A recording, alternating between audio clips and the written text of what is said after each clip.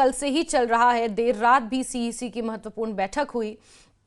और अब माना यह जा रहा है कि बहुत जल्द 100 से 120 उम्मीदवारों की सूची भाजपा जारी कर सकती है। मुख्यतः उन सीटों पर उम्मीदवारों का ऐलान पहले करेगी जहां 2024 और 2019 में बीजेपी ने खुद को कमजोर पाया था। क्या कुछ जानकारियां विनीत?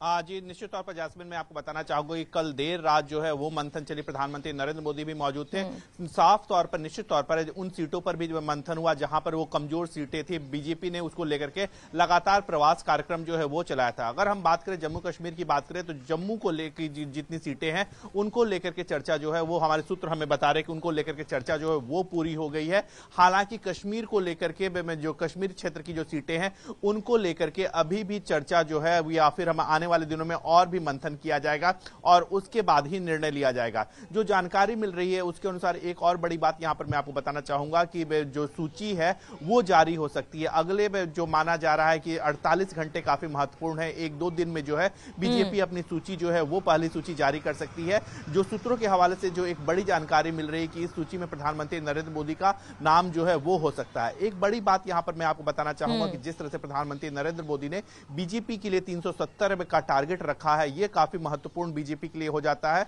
और बीजेपी ने जिस तरह से हारे हुए सीटों को लेकर के प्रवास कार्यक्रम चलाया था उसके साथ ही साथ बीजेपी यह चाहती है कि जो सीटें उन्होंने जीती हैं लगा पिछले 2014 की बात करें, 2019 की बात करें, उनमें भी जो बढ़त जो है वो बनाई जा सके। इसको लेकर के बीजेपी जो है वो लगातार मंथन कर रही है। उन्हें जो जीती हुई सीटें हैं उन्हें अपने में पाले में रखा जा सके, इसको भी लेकर के बीजेपी जो है वो रणनीति बना रही है। एक बड़ी बात यहां पर मैं आपको बताना चाहूंगा कि जिस तरह से हम लगातार बता रहे हैं कि 2014 में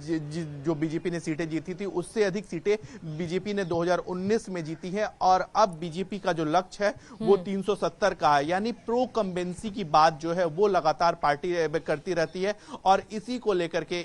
अगर कहीं पर भी एंटी इनकम्बेंसी है, किसी कैंडिडेट के खिलाफ एंटी इनकम्बेंसी है, तो बीजेपी की यह कोशिश है कि जो जीती हुई सीटें हैं वहां पर उम्मीदवार बदल दिए जाए और उसके साथ ही साथ जो है वो सीट को जो है वो बरकरार रखा जाए। तो इसको लेकर के जो लगातार मंथन है वो लगातार चला। कल केंद्रीय चुनाव समिति की बैठक पार्टी राष्ट्रीय मुख्यालय में देर रात जो है वो शुरू हुई और लगभग 3-3:30 बजे तक यह बैठक जो है वो चलती रही। इससे पहले जो हमें जानकारी मिल रही है उसके अनुसार प्रधानमंत्री नरेंद्र मोदी के आवास पर भी बीजेपी के जो शीर्ष नेतृत्व है जिसमें प्रधानमंत्री नरेंद्र मोदी साथ ही साथ केंद्रीय गृह मंत्री अमित शाह, बीजेपी राष्ट्रीय अध्यक्ष जेपी नड्डा, इनकी बैठक हुई और जो केंद्रीय चुनाव समिति की बैठक के पहले ये जो 3 बड़े नेता हैं उन्होंने मंथन किया। एक और बात मैं आपको बताना चाहूंगा कि हालांकि केंद्रीय चुनाव समिति की बैठक के पहले कोर कमेटी की बैठक जो है वो हो गई थी और कोर कमेटी की बैठक और केंद्रीय चुनाव समिति की बैठक के पहले जो है ये जो 3 शीर्ष बीजेपी के नेता हैं उन्होंने अपना मंथन किया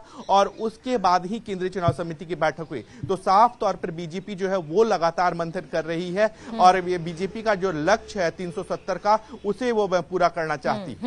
एक और बड़ी बात यहां पर मैं आपको बताना चाहूंगा कि जिस तरह से 370 का जो लक्ष्य रखा है, प्रधानमंत्री नरेंद्र मोदी साफ तौर पर पहले ही कह चुके हैं कि जिस तरह से जम्मू कश्मीर में 370 हटाया गया, कहीं ना कहीं श्यामा प्रसाद मुखर्जी को श्रद्धांजलि दी जाएगी और ऐसे में जम्मू में कश्मीर का सीट भी जीतना बीजेपी के लिए काफी महत्वपूर्ण है। जो हमारे सूत्र हमें बता रहे हैं उसके अनुसार जम्मू को लेकर के जो मंथन है वो पूरी कर ली गई है। कश्मीर में को लेकर के बीजेपी जो है वो अभी भी मंथन करेगी। हाँ विनीत, यहाँ पर अगर जम्मू कश्मीर के संदर्भ में मुख्यतः बात की जाए तो जम्मू में कहीं ना कहीं भाजपा को एंटी इनकम्बेंसी का सामना करना पड़ सकता है, क्योंकि जम्मू उधमपुर की सीट की अगर हम बात करें तो वहां पर वो पहले से ही बीजेपी का गढ़ रहा है और वहां पर बीजेपी के सांसद भी हैं। लेकिन अगर कश्मीर की बात करें तो जिस प्रो इनकम्बेंसी का जिक्र आपने किया था, कश्मीर में भाजपा को उम्मीद ये है कि जो बदलाव वहां पर हुए हैं, जो योजनाएं वहां पर आई हैं और जिस तरह से वहां पर काम हो रहा है, पहाड़ी समुदाय के लिए जिस तरह से कानून वहां पर बनाए गए हैं,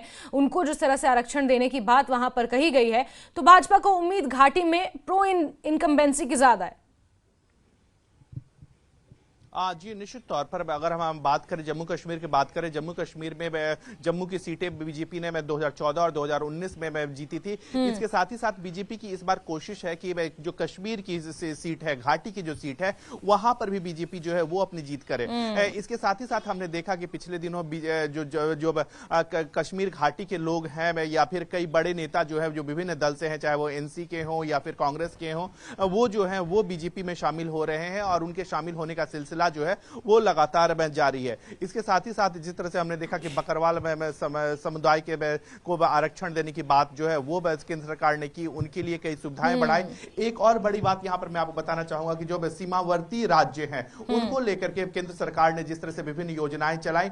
हमने देखा कि राष्ट्रपति का जब अभिभाषण हुआ था तब उस समय राष्ट्रपति द्रौपदी मुर्मू ने साफ तौर पर कहा था कि वो अंतिम राज्य गांव नहीं है बल्कि वो पहला गांव है। तो इसी को ध्यान में रख करके बीजेपी सरकार ने जिस तरह से योजनाएं चलाई हैं, तो कोशिश यह है कि जो सीटों को नंबर को बढ़ाना है, 303 के आंकड़ा से बीजेपी जो 370 के आंकड़ा तक पहुंचाना चाहती है, इसमें घाटी की भी सीट जो है वो काफी महत्वपूर्ण है और बीजेपी उन क्षेत्रों में भी जीत हासिल करना चाहती है जहां पर बीजेपी पहले जीती नहीं है। इसमें घाटी का क्षेत्र जो है वो काफी महत्वपूर्ण हो जाता है और इसीलिए जो हमारे सूत्र हमें बता रहे हैं कि जम्मू की सीटें जो है उस पर तो घोषणा हो सकती है, लेकिन घाटी की सीटों को लेकर के अभी और भी मंथन होगा और इनकी जो घोषणा है वो बाद में की जाएगी।